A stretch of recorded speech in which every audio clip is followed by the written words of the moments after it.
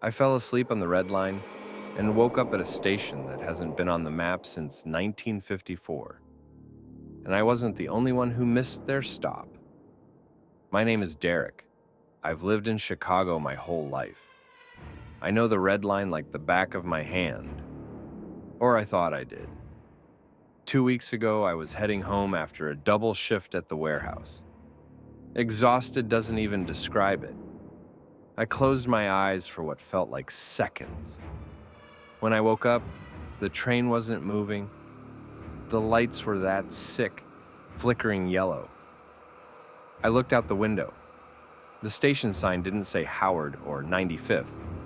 It said Blackwood. I pulled out my phone to check Google Maps. No service. But here's the kicker. The doors didn't open. I saw a man on the platform. He was wearing an old-fashioned conductor's uniform, but the fabric looked like it was rotting off his bones. He was holding a heavy industrial stapler. He walked up to the window right in front of me and began stapling Polaroid photos to the outside of the glass. I looked at the photos. They were all pictures of people sleeping on the subway. The last photo was me, taken from inside the car just minutes ago. I ran to the emergency intercom. "Hey, open the doors! I'm stuck!" A voice crackled back, but it wasn't the operator.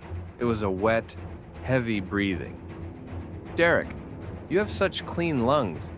The neighbor needs a fresh pair for the second car." And this is the part that made my blood run cold. The floor of the subway car started to feel soft. I looked down. The linoleum was melting into that thick, violet slime. From under the seats, dozens of six-fingered hands started to reach out, grabbing at my ankles. I scrambled onto the seats, screaming. The man on the platform stopped stapling. He looked at me, and his face, it wasn't a face. It was a smooth surface of skin with a single vertical slit where the mouth should be. He tapped on the glass with the stapler and pointed behind me. I turned around. The back of the car was gone. In its place was a long, plastic-wrapped tube standing upright. It was vibrating. I could hear a muffled screaming coming from inside the plastic. "Slap! Slap! Slap!" The sound of bare feet on the violet slime. Something was coming from the next car. It was the guy in the uniform from the earlier stories, holding my childhood diary. He opened it and read, "Derek is afraid of the dark. Let's show him what's in the tunnel." I didn't wait. I grabbed the fire extinguisher and smashed the window. The conductor on the platform lunged for me, but his movements were jerky, like a broken puppet. I jumped through the broken glass, cutting my arms, and ran into the dark tunnel. I ran for miles in the pitch black, feeling the cold water of the third rail inches from my feet. I eventually saw light and climbed a maintenance ladder. I came out of a manhole in the middle of a parking lot. I went to the police, but when they checked the Red Line logs, they told me that train car had been decommissioned in the 90s after a chemical spill. They said I was hallucinating from the fumes, but yesterday, I found a staple in the back of my neck. When I pulled it out, a tiny piece of a Polaroid was attached to it. It was a picture of my own bedroom, taken from the ceiling, and written on it was, "Phase 5. The harvest begins." The bus driver asked me to check the trunk for a strange noise. I found 20 cell phones, all receiving the same video call from my number. My name is Julian. Gary, Indiana, is a place most people try to avoid, but I had to go there to settle my grandfather's estate. I took a local night bus, cheap, dirty, and usually empty. There were only 3 other passengers.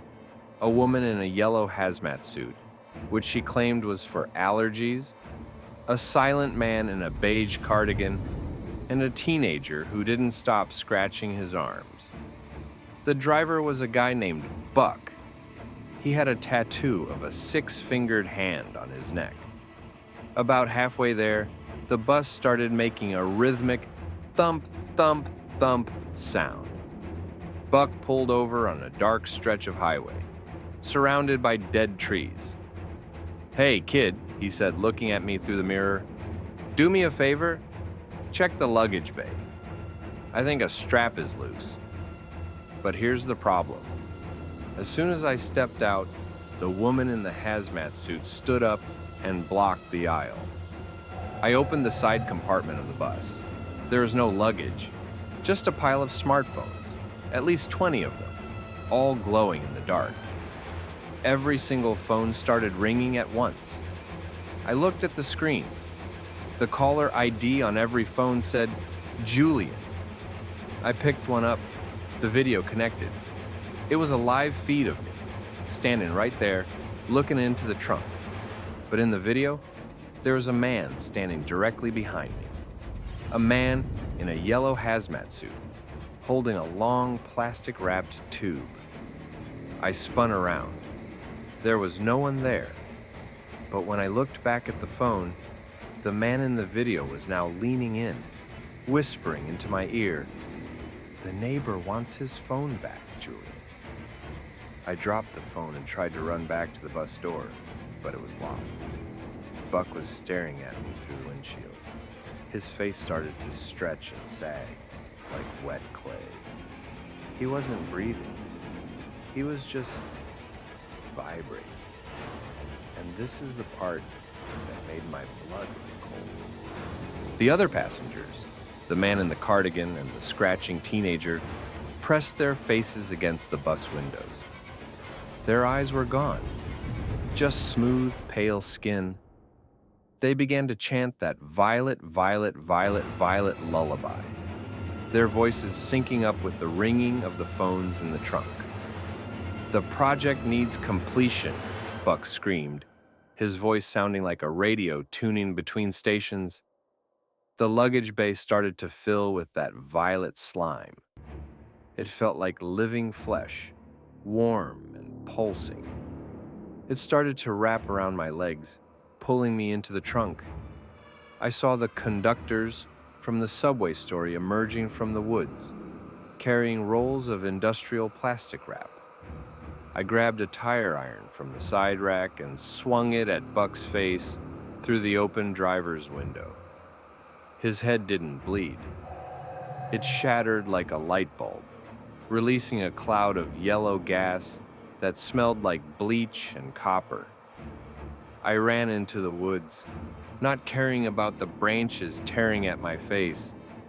I reached a gas station 2 hours later. The clerk looked at me with total indifference. "You're the third one this week," he said. "The Gary bus always has a few leftovers." I live in a high-rise now. I don't go near the ground floor. But every morning I find a new notification on my phone. Missed call from Julian. And the voicemail is just the sound of someone stapling photos to a wall. Click, click, click.